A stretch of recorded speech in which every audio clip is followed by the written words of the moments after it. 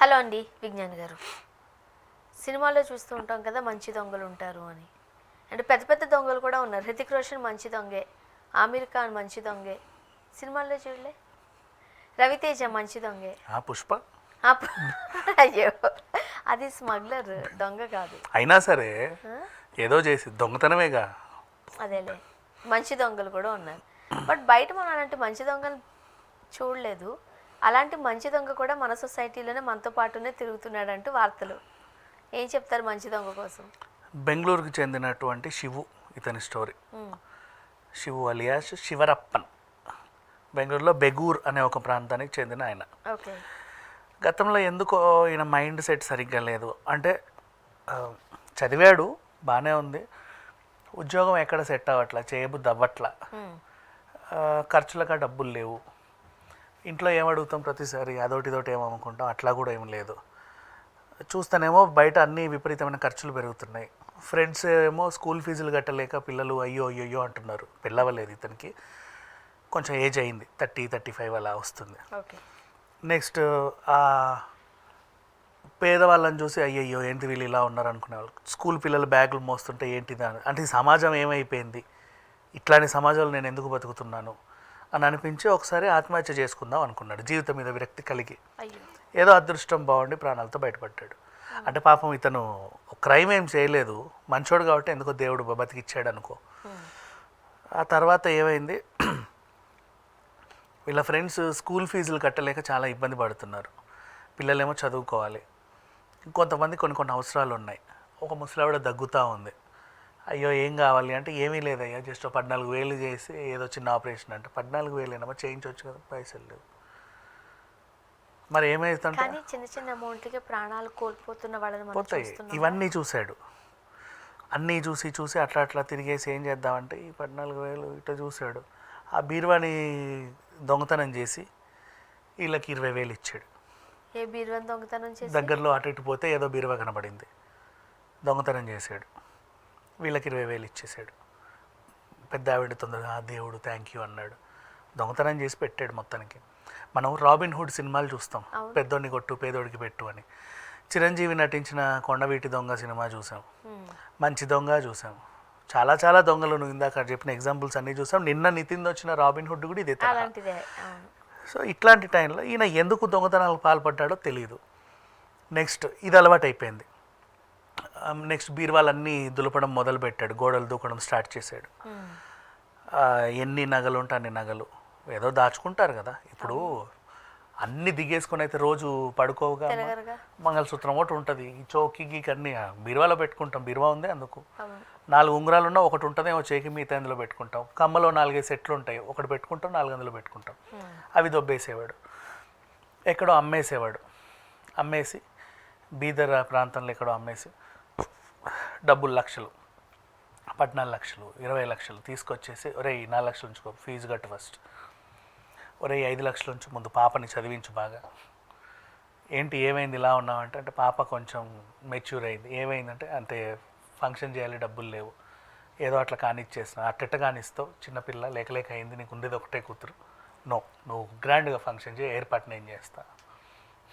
ఇంతే చేసే మంచి పనులు. నేను ఇతని గురించి నేను చెడు చెప్పట్లా, కానీ వీడు చేసేది ఏంటి, ఇప్పుడు నీ నగలు తీసుకెళ్తే నువ్వు బాధపడవా, నువ్వు బాగుంటావా?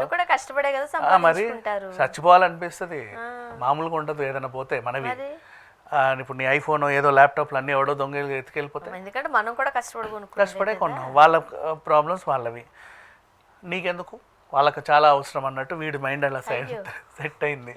అంటే మనకు కూడా ఒక ప్లాన్ ఉంటుంది, కొంచెం సేవ్ చేసుకుంటాం, అది కూడా పిల్లల ఫ్యూచర్. వాళ్ళకు కూడా పిల్లలు ఉంటారు, లేరని కాదు. వీడు మరీ అంబానీలని వాళ్ళని టార్గెట్ చేయట్లా. అదే కొంచెం మిడిల్ క్లాస్ పీపుల్ బీరువాలో కొద్దో గొప్ప ఎంతో పెట్టుకునే వాళ్ళ దగ్గరికి వెళ్తున్నాడు, అవన్నీ దొంగతనం చేస్తున్నాడు. తీసుకొచ్చి ఇట్లు పోలీస్ స్టేషన్లో రకరకాల కేసులు. సార్ మా ఇంట్లో అది పోయింది, మా ఇంట్లో ఇది పోయింది. అలా ఎవరినో పట్టుకున్నారు.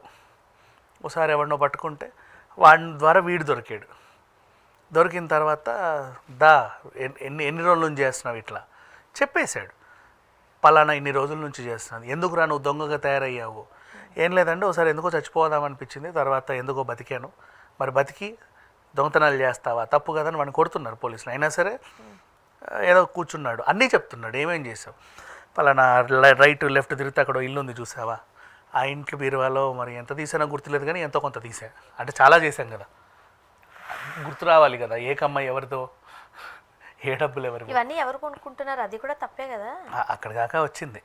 సరే ఏం చేసావు ఇదంతా, పలానా చోట అమ్మానండి, అక్కడికి వెళ్ళాడు, వాడేమో అవన్నీ నీట్గా కరిగించి బిస్కెట్లు చేసాడు, 3 కడ్డీలు పట్టుకొని వచ్చారు. ఎరా తప్పు కదా, ఇట్లా దొంగతనం చేసారు, సారీ అండి ఇంకెప్పుడు చేయను, అయినా సరే నీ షాప్ అంతా సీజు, ఇదంతా ఇది. ఇప్పుడు ఈ ముద్దల్లో ఎవరి ఇది ఏంటో తెలియదు. కానీ ఒకటి ఇతనైతే మరి కొనుక్కున్నాడు కదా, అఫ్ కోర్స్. ఇప్పుడు దాని అర్థం ఏంటంటే దొంగ సొమ్ము కొనవద్దు. ఇప్పుడు నీ కంప్లైంట్, నీ చెవుదిద్దులు పోయాయి, నీ చెవుదిద్దులు నేను రికవర్ చేసి ఇవ్వాలి. ఈ ముద్దలో నీ చెవుదిద్దులు ఏవి, బంగారం అంతా ముద్ద చేసేసాడు, బిస్కెట్లు వేయాలి. ఆ తర్వాత ఇప్పుడు ఇక రిమాండ్ రిపోర్టు ఇక పంపించాలి జైలుకి. ఇదంతా ఇంకా పోలీసులు వాళ్ళ తలలు పట్టుకొని ఎవరికి ఎంత ఇవ్వాలో చూసుకోవాలి. సరేరా బాబు ఇవన్నీ చేసావు కరెక్ట్, ఏం చేసావు, డబ్బులు ఎక్కడ దాచావు, నువ్వు అక్కడ ఇచ్చావు, బంగారం రికవర్ చేసావు, నువ్వు ఎంత ఇచ్చావురా అంటే ఒకసారి 4 లక్షలు, ఒకసారి 14, ఒకసారి ఇంత, ఒకసారి సుమారు ఒక 50-60 లక్షలు. డబ్బేది చెప్పు 4 లక్షలు వాడికి ఇచ్చానండి. ఒరే ఇట్రా, ఎందుకు ఇచ్చాడు వీడు నాకు 4 లక్షలు, నా కొడుకు కోసమని.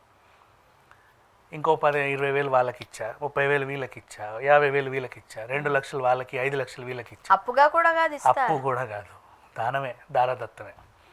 ఎందుకు రై వీళ్ళందరికీ ఇచ్చావు ఇవన్నీ అంటే పాపం వాళ్ళు అయ్యయ్యో అంటుంటే నాకు చెల్లించిపోయి అందరికీ ఇలా దానాలు చేసేసి. నువ్వే ఉంచుకున్నావురా నీ దగ్గర అంటే లాస్ట్ నాకు నేను 5,000 ఉన్నాయి. మరి నెక్స్ట్ ఏం చేయాలనుకుంటావు, నెక్స్ట్ ఆ ఇంటికి వెళ్ళాలనుకుంటున్నా. అయ్యో 4 రోజుల నుంచి ప్లాన్ వేస్తున్నా, వాళ్ళు ఇంట్లోంచి బయటికి వెళ్ళట్లా, రేపో ఎల్లుండో పోతారంట సమ్మర్ వెకేషన్స్కి, అదే నా నెక్స్ట్ టార్గెట్. ఇది సంగతి. వీడిని కొట్టాలో తిట్టాలో ఏం చేయాలో అర్థం కావట్లేదు. బంగారం రికవర్ అయింది, వాడు ఎవడెవడికి ఇచ్చాడో వాళ్ళందరినీ కూడా అరెస్ట్ చేశారు. ఎందుకు అట్లా తీసుకుంటావు వాడు దొంగ దగ్గర అని. ఇప్పుడు ఇతను కోర్టులో ప్రవేశపెట్టాలి. సరే నేరం చేశాడు కాబట్టి ఓకే, వీళ్ళకి శిక్ష చేయడానికి పోలీసులకు కూడా చేతులు రావట్లా. అంతవరకు కొట్టినందుకు కూడా బాధపడుతున్నారు, అయ్యో పాపం వీడిని ఎందుకు కొట్టామని అవసరంగా. అంటే కాస్త మెంటల్గా కూడా అతను సరిగ్గా లేరు. యాక్చువల్గా చెప్పాలంటే వీడు చేసింది మంచి పనే, నేనేం సపోర్ట్ చేయట్లేదు వీడి దొంగతనానికి. బాధితులు నిజంగా ఉన్నారు, అంటే ఎలాగో సొమ్ము రికవర్ అయింది కాబట్టి. మానసిక స్థితి బాగాలేదని చెప్పేసి వీడిని ఏదైనా రిహాబ్కి పంపించి మళ్ళీ సమాజంలో వదిలేస్తే బెటర్. అదే కదా, అంతమించి ఏం చేయలేం, ఇతనికి శిక్ష చేయలేము. ఎందుకంటే ఇలాంటి వాళ్ళని నువ్వు జైలుకు పంపిస్తే ఆల్రెడీ కరుడు కట్టిన ఉగ్రవాదులు, తీవ్రవాదులు, దొంగలు వాళ్ళు ఉంటారు, వాళ్ళ మధ్యలో వీడిని ఎందుకు ఉంచాలి. ఇతను చేసిన తప్పే 100, కానీ పాపం వీడేం తినలా, ఆ డబ్బుని తిన్నా కూడా ఏం అనిపించలేదు నాకెందుకో.